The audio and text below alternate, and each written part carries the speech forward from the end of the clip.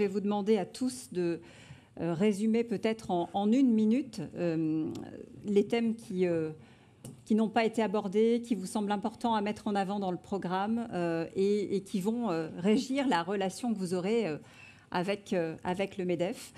C'est vous, Raphaël Glucksmann, qui allez ouvrir cette séquence. Les mots sont choisis exprès.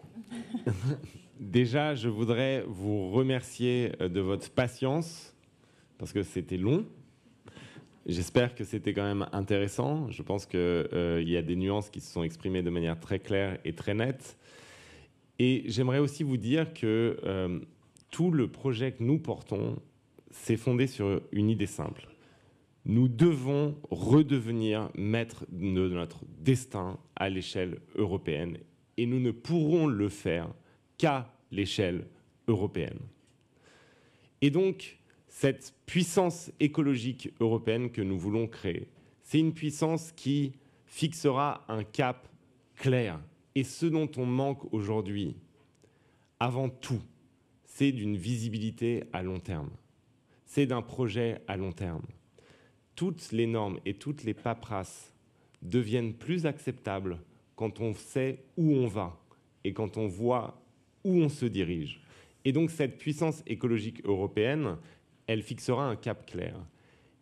Je crois qu'il est possible aujourd'hui de montrer qu'on peut à la fois vouloir la liberté et l'écologie et que même c'est intimement lié. Parce qu'en réalité, aujourd'hui, nous ne sommes pas libres. Tant que nous sommes drogués aux énergies fossiles, nous sommes dépendants de régimes autoritaires qui visent à déstabiliser nos démocraties.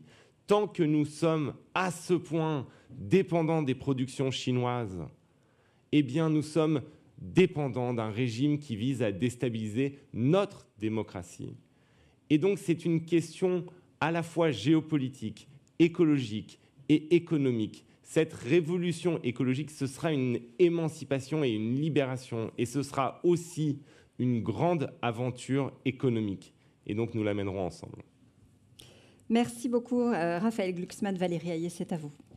Merci pour ce débat. Je crois qu'il a permis de clarifier les positions entre un candidat LR qui est censé être pro-business et qui vote contre le CETA et contre le fonds de souveraineté, des candidats d'extrême droite qui, parce que les temps ont changé, ne disent plus qu'ils sortent du réforme du marché de l'énergie, un coup ils en sortent, un coup ils n'en sortent pas, et nous mettraient, je crois, collectivement avec des politiques nationalistes en difficulté économique. Et puis à gauche, la gauche qui n'a pas été au rendez-vous de l'histoire en ne soutenant pas le plan de relance ou encore le Net Zero Industry Act. Moi, j'assume avec ma liste d'être la liste de la cohérence. À Paris comme à Bruxelles et à Strasbourg, les chiffres parlent pour nous. Un taux de chômage au plus bas, une attractivité retrouvée, des emplois et la réindustrialisation partout sur le territoire qui, il y a 5 ans, aurait imaginé 20 000 emplois créés dans le Dunkerquois pour la production de batteries électriques et de voitures électriques. Et puis au niveau européen, c'est évidemment le plan de relance et le soutien à l'investissement pour nos industries stratégiques, dans l'industrie, dans le secteur alimentaire, dans le numérique, et j'en passe. On a besoin de ce triple choc que j'évoquais en introduction, choc de compétitivité, choc pour assurer la compétitivité avec ce choc de simplification, ce choc d'investissement et ce choc de sécurité économique. C'est la condition sine qua non pour retrouver la compétitivité et redonner de la compétitivité à nos industries. Ça, c'est le cadre réglementaire et financier. Et puis évidemment, la balle est dans votre camp. Donc confiance et liberté pour le monde de l'entreprise. Merci Valérie Hayé. À vous, Marion Maréchal. Oui, merci beaucoup pour l'organisation de ce débat. Moi, j'appartiens aujourd'hui, mon parti, à un groupe au Parlement européen qui est le groupe ECR, qui sera demain le centre de gravité de la droite et qui peut être le faiseur de roi de la nouvelle majorité, qui aura donc un poids absolument incontournable et décisif pour pouvoir mettre en place cette Europe de la coopération et du respect des nations et de la logique de puissance, ce que j'appelle de mes voeux, et qui s'opposera bien sûr à tout ce qu'on a évoqué aujourd'hui, c'est-à-dire le fameux tsunami de normes liées au pacte vert ou encore la création de nouveaux impôts européens. Je serai à ce rendez-vous pour une raison simple, au regard de mes engagements politiques, au regard également de mon passif professionnel, puisque j'ai moi-même, durant 5 ans, fondé une entreprise, dirigé une entreprise qui s'avère être une école supérieure qui existe depuis maintenant plus de 6 ans. Donc, je connais le quotidien administratif, réglementaire, fiscal et le coût du travail pour l'avoir subi aussi directement. Maintenant, alors j'ai cru comprendre que cette déclaration allait régir pour l'avenir mes relations avec le MEDEF, et je crains qu'elle ne soit peut-être pas très bonne, puisque en l'occurrence, l'un des sujets aussi majeurs d'engagement dans cette campagne, c'est aussi la question de l'immigration. Voilà, je ne vais pas vous surprendre. Et je pense qu'il faut mesurer aujourd'hui que vouloir recourir facilement et systématiquement à l'immigration pour pallier à nos défaillances économiques n'est pas la bonne solution. Au regard, j'en ai parlé tout à l'heure, du taux d'inactivité en France et du taux de chômage, mais surtout au regard des conséquences sur le moyen long terme extrêmement graves sur notre société, le changement d'identité, le changement culturel, les conséquences sécuritaires, et que imaginer que cela n'a pas d'impact sur l'économie est selon moi une erreur majeure, parce que ce coût de l'immigration, il se paye sur la fiscalité, il se paye sur les dépenses sociales, il se paye dans les dépenses liées justement à l'augmentation de l'insécurité. Combien d'entreprises ici savent ce que cela coûte de mettre des digicodes, des alarmes, de changer le rideau de fer à l'entrée, parce que évidemment nous sommes face à de graves conséquences aujourd'hui de l'immigration sur notre société. Donc je n'en changerai pas de ce point de vue. Défendre les entreprises, oui, mais défendre notre identité en priorité également. Merci Marion Maréchal. Marie Toussaint, vous avez la parole. Je veux à mon tour vous remercier pour ce débat, pour cette invitation. Je vous l'ai dit, notre responsabilité commune, la vôtre comme la nôtre, c'est de faire face aux plus grands défis auxquels l'humanité ait eu à être confrontée. Le dérèglement climatique et le dépassement des limites planétaires.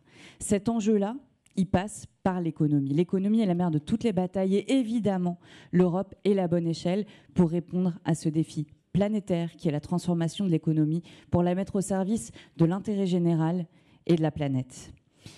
La bifurcation écologique. La bifurcation écologique, c'est la seule manière de recréer de l'emploi et de l'activité, des entreprises, de revivifier nos territoires et de nous rendre plus souverains et plus en capacité de faire face à un monde qui s'enfonce quelque part dans le chaos, mais aussi d'être en capacité, en positif, de construire la paix. Il faut qu'on se pose la question. À quoi servons-nous ?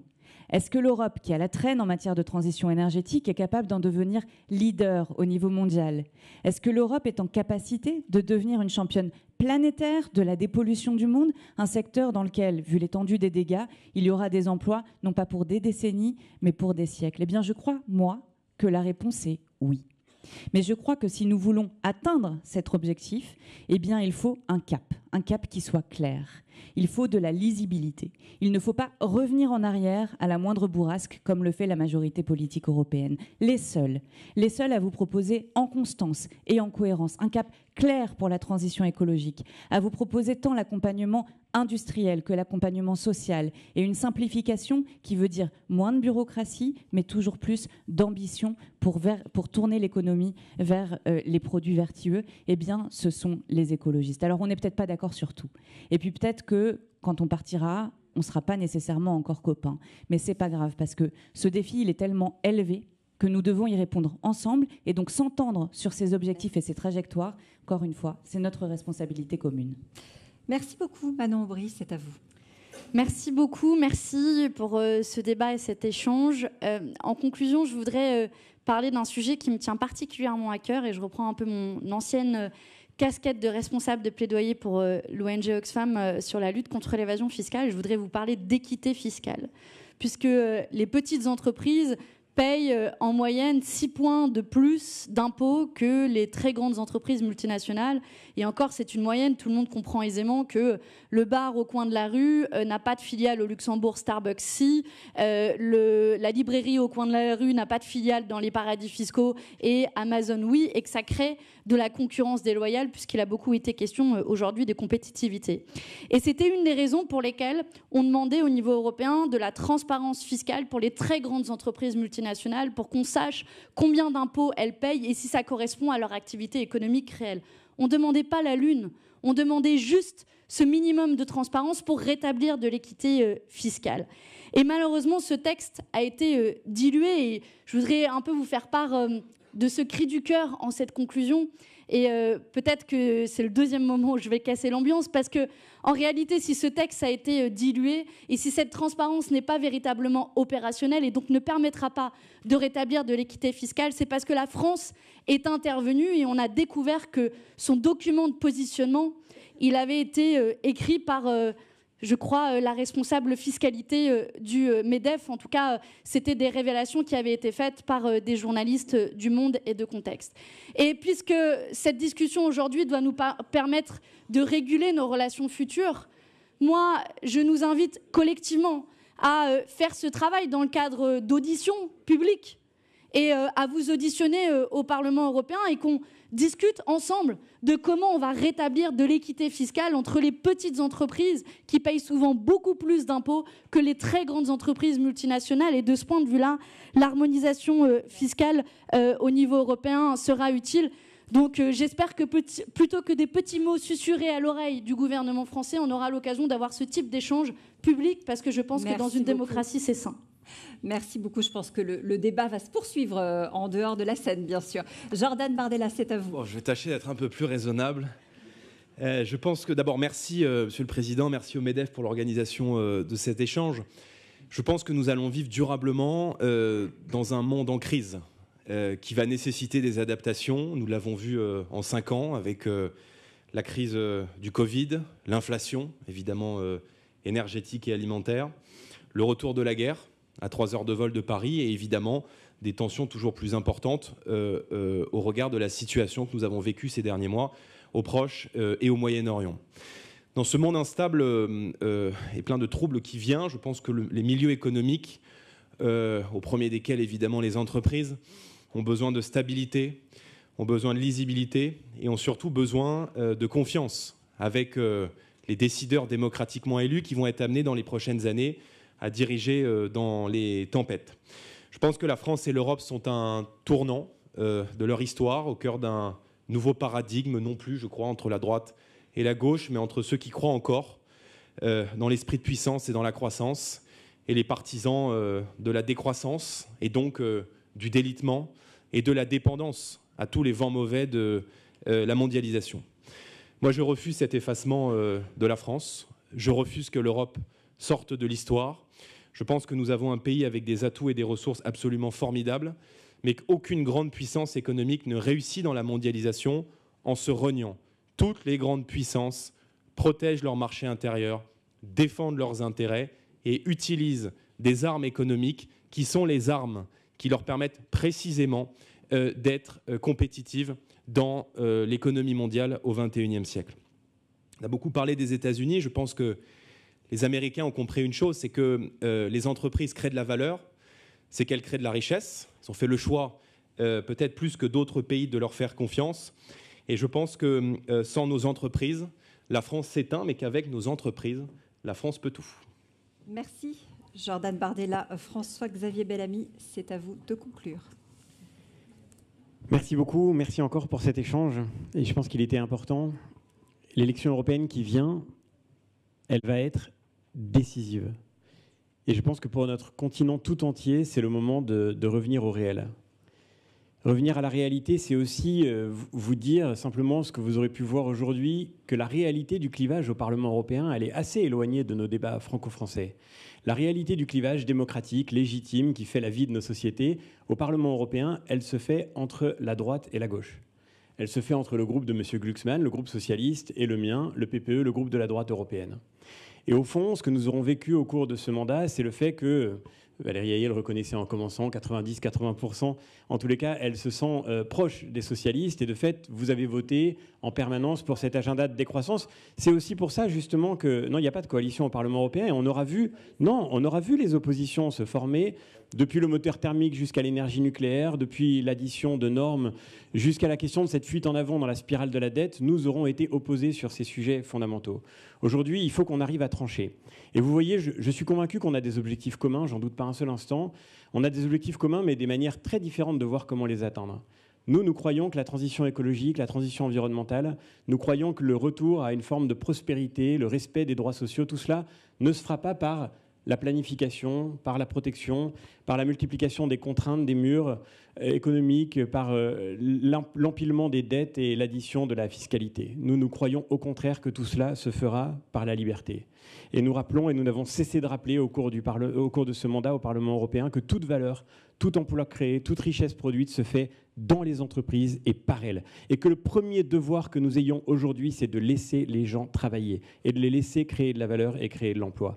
On est un continent d'aventuriers. Il faut qu'on retrouve le goût de la liberté. Il faut qu'on retrouve la valeur du travail et la dignité du travail. Il faut qu'on retrouve le sens de l'acceptation du risque. Et ça, c'est ce que j'essaye de porter dans ce débat avec la droite française qui a besoin de se reconstruire aussi. Merci. Je sais que le combat n'est pas simple. Moi aussi, j'ai le goût du risque. Mais on a besoin des entrepreneurs de France. On a besoin des entreprises de ce pays pour porter ce message de liberté, parce que c'est par là que notre continent et notre pays sortiront de l'enlisement qui les menace aujourd'hui. Merci encore. Merci François-Xavier Bellamy et merci à tous les 7 d'avoir accepté cette invitation. Oui, c'était long, c'est vrai, mais je crois que nous sommes allés relativement loin dans les sujets et que vous avez eu le temps de vous exprimer. Je rappelle que ce débat, évidemment, était retransmis et continuera à l'être. Patrick Martin, peut-être nous rejoindre sur scène pour une photo. Je rappelle peut-être les dates aussi, parce que c'est important, les dates du scrutin. Et évidemment, le 9 juin chez nous, mais à partir du 6 au 9 juin, pour élire les 720 parlementaires qui siégeront, évidemment, au Parlement européen. L'événement était diffusé en direct et sera à retrouver.